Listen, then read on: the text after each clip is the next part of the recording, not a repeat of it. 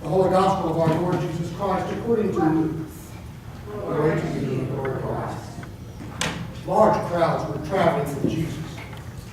And he turned and said to them, whoever comes to them and does not hate father and mother, wife and children, brothers and sisters, yes, and even life itself, cannot be my disciple.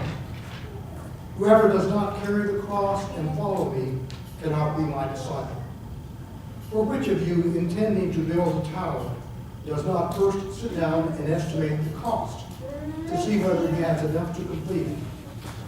Otherwise, when he has laid a foundation and is not able to finish, all who see it will begin to ridicule him, saying, this fellow began to build and was not able to finish.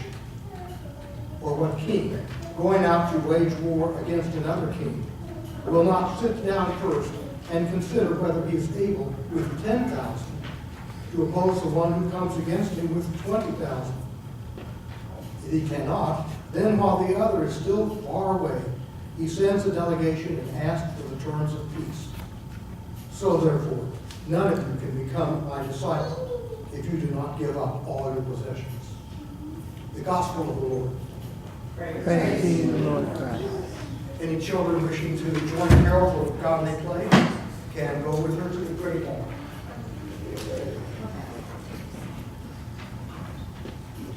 And you may be seated.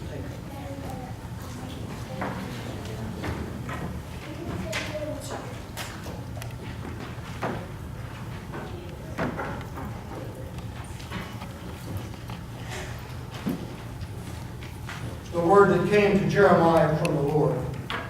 Come, go down to the potter's house, and there I will let you hear my words. So I went down to the potter's house, and there he was working at his wheel. The vessel he was making of clay was spoiled in his hands. So he reworked it into another vessel, as seemed good to him.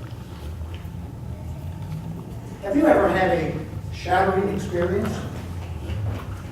I had my share of them at Liberty Glass Company during my college summers. If you've ever noticed the big white silo just off the turnpike at Sepulpa as the road makes the bend to the west, that's marked the location of where I worked for 3 summers.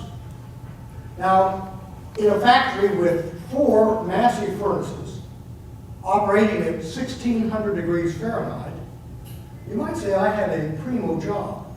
I was a technician in an air-conditioned quality control lab. One of the duties that I had was to come in at 6 o'clock every morning and analyze the content of the glass that was being formed into glass bottles to make sure that it was correct. Then the plant managers would come in at their leisure at 7:30. They'd take a look at the analysis and adjust the production mix as they needed. Well, my test began by going to the end of the production line and taking off a Coke bottle at random, cutting out a sample from the bottom of that bottle and putting it in a spectrophotometer, a fancy machine that would pass light through it and magically analyze the contents of that glass. There was a catch, however. The top and the bottom of that sample, which was about 1.5 inches long and 1/4 of an inch thick, had to be perfectly clear so that the light would pass through it. And that meant that I would polish the sample on a rapidly spinning wheel. And here's the catch, literally and figuratively. That wheel had a tendency to grab the sample and send it flying into the protective side for the wheel. Now, unlike the vessel in the potter's hand, which he could just reshape what had seemed good to him, that little sample would break into 1,000,000 pieces. And then I'd have to start the process over again. One time, I lost 2 of those samples. And the plant honchos had to shut down the production line until the 3rd time was a charm. And that was not a pretty picture. In Jesus' time, the people were looking for the gospel that Jesus proclaimed, in essence, said that God wanted the people to be like the potter's vessel, that God would rework them. And that gospel attracted big crowds, as we heard. And in those crowds, there were some very staunch believers, people who would count the cost of discipleship and encourage following the rules that Jesus set down, the hard sayings that Jesus said. Jesus told them that above all, they were to love the Lord their God with all their being and their neighbors as themselves.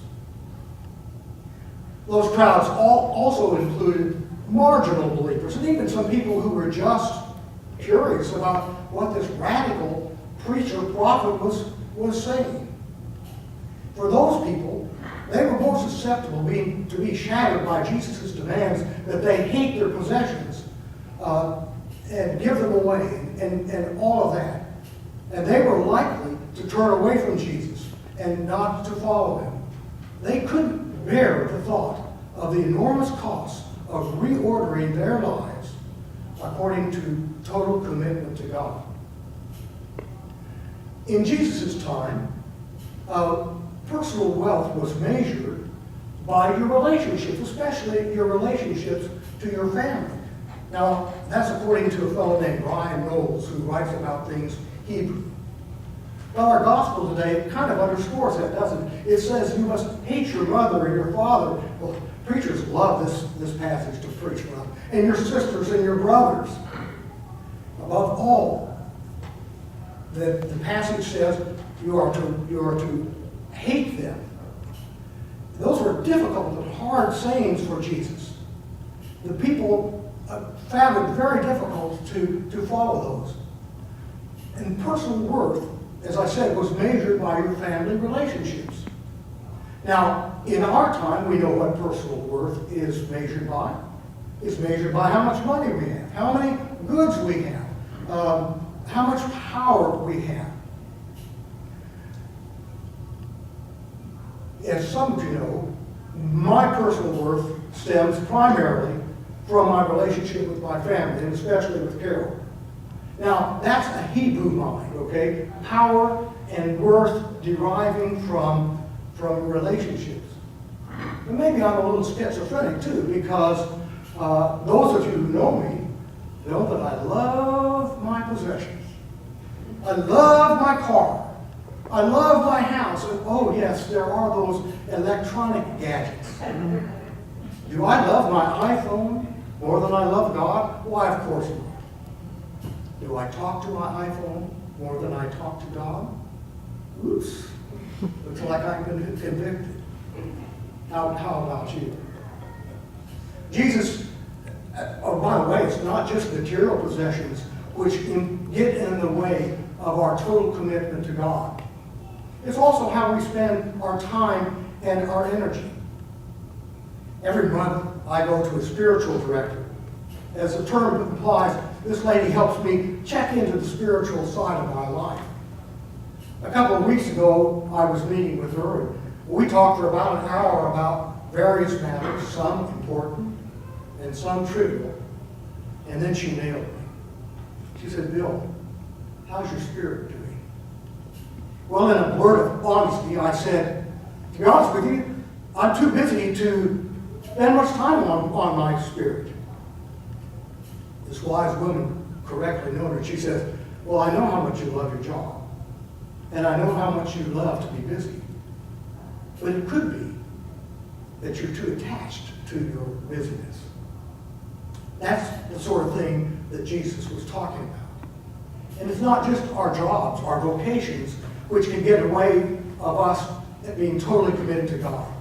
Our avocations, the sports we play, the games we play, the hobbies we pursue, all of our pastimes can crowd God off the stage. Jesus gave his followers another difficult saying. He said, if you want to be my follower, you must take up the cross and follow me. Now, taking up the cross has become an overused expression for stoically enduring arbitrary pain and suffering and breakdowns in relationship. But in reality, carrying the cross is something that we do voluntarily. We do it out of our total commitment to God, our total ordering of our lives around God. God's masterful reordering of our lives helps make us more fruitful, productive, and living people. Jesus gave us the commandment of love. We just talked about that. That we're supposed to love God more than anything and our neighbor as ourselves. Well, given the importance of that ethic of love, the importance, the primacy of love in life as Jesus would have us be, it's impossible to think of really hating those that are dear to us by showing them anger or disdain or disrespect or brushing them off. There's one biblical scholar who says that the word hate really means loving God more than anything in the world and loving everything else less. And when we do that, our lives become witnesses to others. When we go out that door and we tell people about the joy of hating our possessions, they're going to flock in here because that gospel of love is something that the world desperately needs. Jesus gave us the great command. Love the Lord your God with all your heart, strength, and mind, and your neighbor as yourself. But he also gave us the Great Commission. You see, we're to take those transformed lives and to go out and show them to the world. Those fruitful, productive, healthy lives, all oriented around total commitment to God. We're to go out and share that and to make disciples in the world. The Master's words shape us into fit and beautiful vessels